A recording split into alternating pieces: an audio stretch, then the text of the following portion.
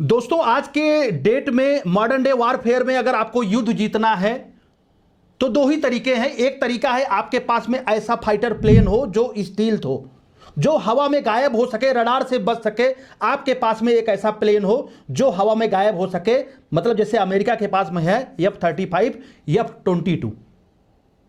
अगर ये नहीं है तो दूसरा तरीका यह है कि आपके पास में कोई ऐसा कोई हथियार हो जो दुश्मन के रडार सिस्टम को खत्म कर सके, उसकी आंखें फोड़ सके।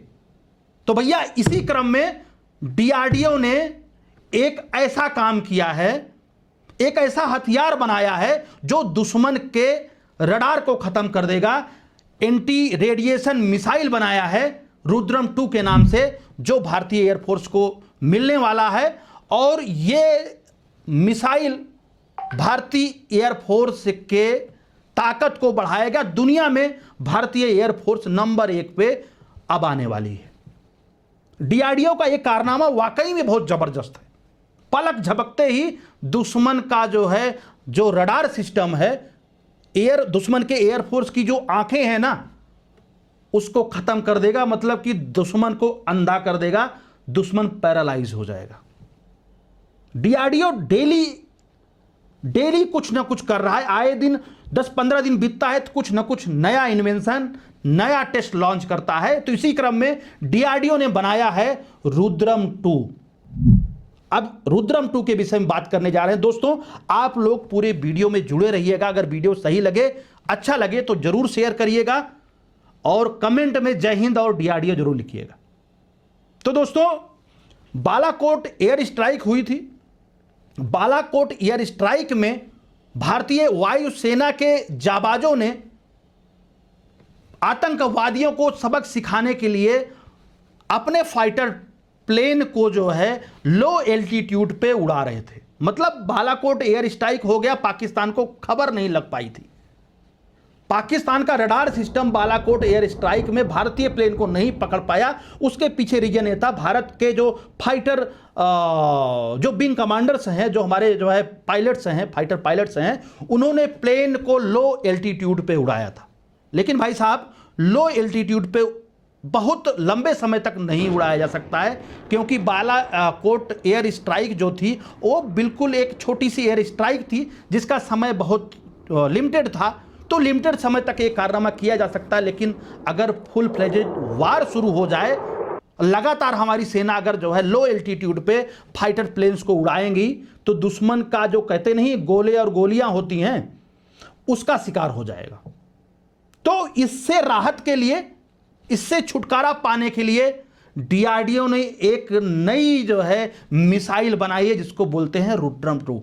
भैया रुद्रम 2 की अगर क्षमता, कैपेबिलिटी को आप जानेंगे ना, तो आप जय हिंद बोलेंगे।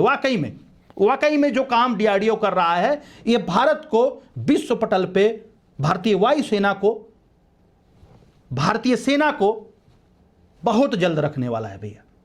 तो बात यह है कि 2 जून को डीआरडीओ ने चंडीपुर से एक सफल टेस्ट परीक्षण किया। सुखोई पर ये मिसाइल इंटीग्रेट करके ये लॉन्च किया गया और सफल टेस्ट किया गया।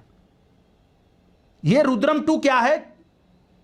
ये अपग्रेड वर्जन है रुद्रम 1 का। रुद्रम 1 हमारे पास ऑलरेडी पहले से था, इसका अपग्रेड वर्जन बनाया गया है और इसकी क्षमता जबरदस्त है। ये जो काम करता है, जिस मिशन पे काम करता है, इसको बोलते हैं separation of enemy air defence system. मतलब जो हमारे दुश्मन का एयर डिफेंस सिस्टम है, उसको सेपरेट कर देना।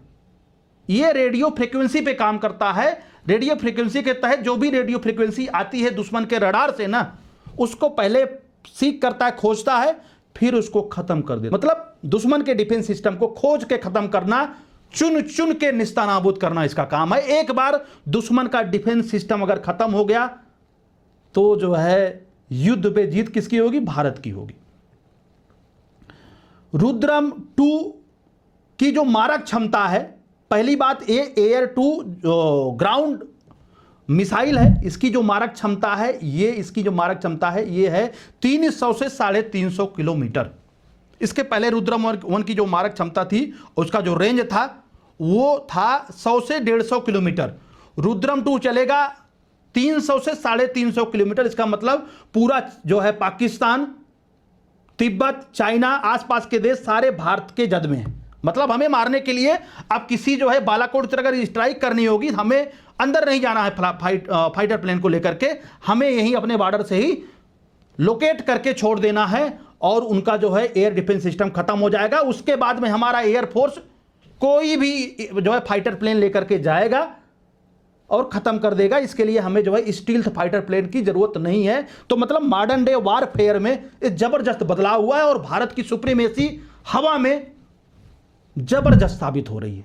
और इसका जो रुद्रम 2 है, इसकी रेंज 350 किलोमीटर है, लेकिन भाई साहब इसकी जो स्पीड है मैक 5.5 है, मतलब 6800 किलोमीटर प्रति घंटा। ये मिसाइल जब हमारे फाइटर प्लेन से लॉन्च होगी ना, जब टारगेट को हिट करने के लिए चलेगी ना, तब इसकी स्पीड सुपरसोनिक होगी। दुश्मन को रिस्पांस करने का समय नहीं मिलेगा। तिरंगा फिल्म में आपने डायलॉग सुना होगा ना कि हम वो हैं जो पत्ता हिलने के पहले पेड़ काट देते हैं। तो इसमें यही होगा, रुद्रम 2 जो है पत्ता हिलने के पहले पूरे दुश्मन के एयर डिफेंस सिस्टम को निस्तानाबूद कर देगा। ये भाई साहब जो कारनामा है, इससे चीन और पाकिस्तान में वाकई में इस समय पे हलचल होगी, हालत खराब होगी। और आगे अगर बात करूं इसमें क्या क्या टेक्नोलॉजी यूज हुई है, तो डिफरेंट टेक्नोलॉजी यूज हुई। मतलब कि किसी एक सिंगल टेक्नोलॉजी पे ये बेस्ड नहीं है कि भैया सिर्फ रेडियो वेव लेकर के ही चलेगा। कई सारी चीजें इसमें हैं। पहले तो इसमें है पैसिव रेडियो फ्रीक्वेंसी सीकर। पहले तो ये फ्रीक्वेंसी को जो है सीक करेगा, पकड़ेगा, खोजेगा। ये पैसिव रेडियो फ्रीक्वेंसी सीकर है। उस पर कामयाब मिसाइल हवा में उड़ते हुए दुश्मन के रडार से निकलने वाली सिग्नल को सूंघता है, सूंघ करके उनको पकड़ लेता है। मतलब पहला तो ये काम करता है, दुश्मन के रडार को हवा में, जो दुश्मन का रडार हवा में जो है वेव्स, उसकी रेडियो वेव्स निकल रही, उसको पहले ये पकड़ेगा, सूंघेगा और फिर जो है लॉक कर देगा।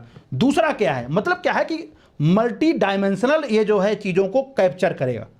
दूसरा इसके साथ में क्या है, हाइब्रिड इनर्शियल नेविगेशन। इसके पास में 2 नेविगेशन लगा हुआ है। मतलब अगर दुश्मन की मिसाइल को आते देख अपना रडार दुश्मन बंद कर दिया है, तो जो है अगर दुश्मन ने रडार को बंद कर दिया है, तो मिसाइल का ऑनबोर्ड कंप्यूटर रडार बंद होने के ठीक 1 माइक्रोसेकंड पहले लोकेशन को लॉक कर देता है। उसके बाद भारत का जो अपना स्वदेशी जो है नाविक जीपीएस है, जो नाविक लोकेशन ट्रैकिंग सिस्टम है ना, उसके तहत उस लोकेशन को ट्रैक करता है और टारगेट को लॉक कर देता है। दूसरी खूबी ये है, पहला तो पैसिव रेडियो फ्रीक्वेंसी सीकर है, दूसरा है हाइब्रिड इनर्शियल नेविगेशन, तीसरा है भैया इमेजिंग इंफ्रारेड सीकर। ये भैया थर्मल इमेज को ये देख लेता है। मतलब अपनी यात्रा के आखिरी पलों में यह मिसाइल अपनी थर्मल आंखें खोलता है, रडार बंद होने के बावजूद भी उसके मेटल और जनरेटर से निकलने वाली गर्मी थर्मल इमेज को भांप लेता है और जो है टारगेट को जो है लॉक करके टारगेट को नष्ट कर देता है। और इसकी विनाशक मारक क्षमता के बारे में अगर बात करूं तो भैया 200 किलो तक वारहेड ले जाएगा। मतलब 200 किलो तक इस पे विस्फोटक जाएगा और पलक झपकते ही दुश्मन के रडार को खत्म कर देगा। मतलब दुश्मन को मालूम भी नहीं चलने पाएगा कि जो है कोई ऐसा जो है ऐसी मिसाइल आ रही है जो उनके रडार को खत्म करने वाली है। उनको मतलब वही कहते हैं कि पत्ता हिलने के पहले पेड़ को काट देगा, पूरे रडार सिस्टम को बंद कर देगा, दुश्मन की जो है आंखों को खत्म कर देगा, दुश्मन अंधा हो जाएगा। उसके बाद में अगर बात करूं इसका जो रोल है भैया, ये मल्टी रोल शिकारी है। ये सिंगल शिकारी नहीं है, सिर्फ रडार को खत्म करेगा। ये रडार को खत्म करेगा, दुश्मन के बंकर्स को खत्म करेगा, बंकर को सीख करके खत्म करेगा। उसके बाद में उनके जो है कम्युनिकेशन कम्युनिकेशन एरिया है, जो कम्युनिकेशन डिवाइसेस है, उनको खत्म करेगा। और उसके बाद में एयर स्ट्रिप्स जो है दुश्मन की, उसको भी खत्म करेगा। मोबाइल कम्युनिकेशन यूनिट खत्म करेगा, उनके जो है बंकर्स को खत्म करेगा। तो मतलब ये मल्टी रोल शिकारी है, इससे बच पाना मुश्किल है। बात करूं तो इंटीग्रेशन ताकत की, तो भैया ये अभी सुखोई में, सुखोई 30 MKI में इसको जो है सफल परीक्षण किया गया है। इसके बाद में हमारा जो मिराज 2000 है उस पर जो है इसको लगाया जाएगा, और जो HAL ने अभी तेजस बनाया है उसमें ये लगेगा। तो हमारे सारे जो फाइटर प्लेन हैं इसके लगने के बाद में समझ लो स्टील्थ बन जाएंगे।